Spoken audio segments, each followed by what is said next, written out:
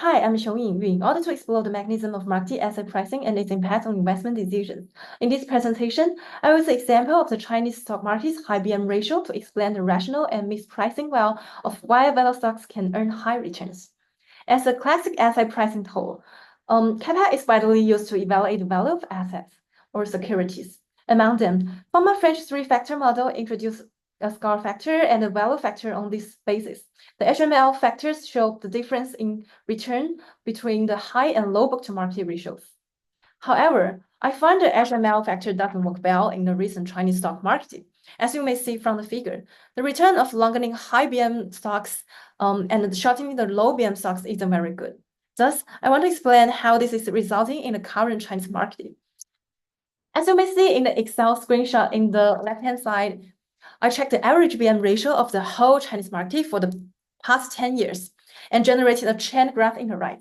I find that it has remained a very high level recently.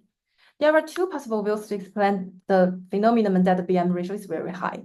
From the rational risk well, when company is close to bankruptcy, the future prospects are not good, so the future profits are low. Thus, the high BM ratios correctly prices the assets.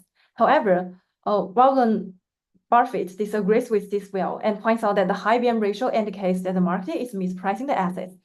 The value of the company is underestimated, so we're supposed to buy the assets at an undervalued price. One factor that may explain the rational risk well in the uncertainty of Chinese government's policy that restrict the development of the private firms will damage the cash flow of the enterprises. Therefore, the market's expectation of the future probability of whole industries are extremely pessimistic, resulting in general pressure and a sharp decline in the stock prices. Thus, the current Chinese stock market is priced correctly. You can focus on the example I put on the PowerPoint. These policies directly undermine the public trust in the relationship between the government and the business, causing a drop in market expectations for these companies' profits. Consequently, investors exit the market, resulting in a significant decline in stock markets and an increase in the book-to-market ratio.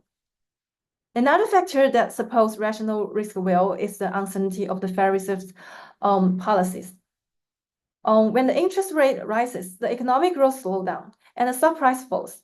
When stock price falls due to the external economic pressures while companies' book values remain stable, the BM ratio rises.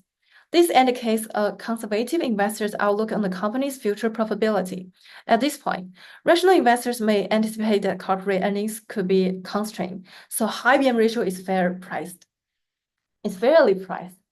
Another perspective is Buffett's mispricing well. A factor that may support this well is still like growing Chinese economic. This can be confirmed by China's GDP index in the past decade. Figure 1 and Figure 2 show GDP rates and the growth rate. Well, represent that the China's GDP continued to rise in the past 2 years despite in the slowdown in growth rate. Therefore, the high BM ratio is kind of mispricing, and we should overweight the Chinese market. Therefore, in this context, it becomes crucial for investors to identify undervalued investment opportunities by focusing on and assessing the long-term optional capabilities and the fundamentals of companies. Another factor that makes sense is that the Chinese stock market is heavily populated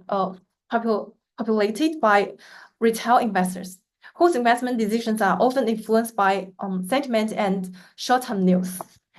In the face of the economic or policy uncertainty, retail investors may choose to sell risky stocks, which further drives down the share prices of these companies and increases the BM ratio. But that could be a mispricing. Because they are irrational, their overreaction and the panic mode may cause mispricing of the Chinese stock markets.